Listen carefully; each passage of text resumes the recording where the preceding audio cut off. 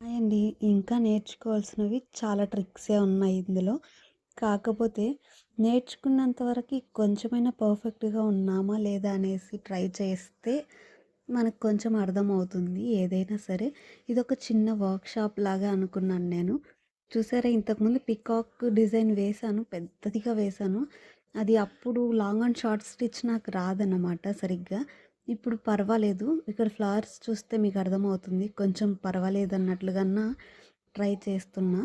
ఇక్కడ ఈ లుక్ అయితే ఈ ఫ్లవర్ వేసిన తర్వాత చూడండి ఎంత వచ్చేసిందో. ఇంకా దీనికి చైన్ స్టిచ్ ఇచ్చిన తర్వాత ఇంకా పర్ఫెక్ట్ లుక్ వచ్చేసింది. ఆ మిడిల్‌లో గ్యాప్‌లో గూడా నేను 2 టైమ్స్ వేశాననమాట. ఈ చైన్ స్టిచ్ సూపర్‌గా వచ్చింది. కాకపోతే ఇంకొంచెం ఇంప్రూవ్ చేసుకోవాల్సి ఉంది నన్ను నేను.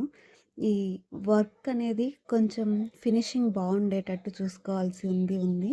ఇంకా ఈ జర్దోజీ కూడా రన్నింగ్ స్టిచ్ నేర్చుకుంటున్నాను. కొంచెం కష్టంగానే ఉందిలెండి అదైతే. కానీ కొత్తగా నేర్చుకునే వాళ్ళకి కొంచెం కష్టంగానే ఉంటుంది. ఈ డిజైన్ ఎలా అనిపించిందో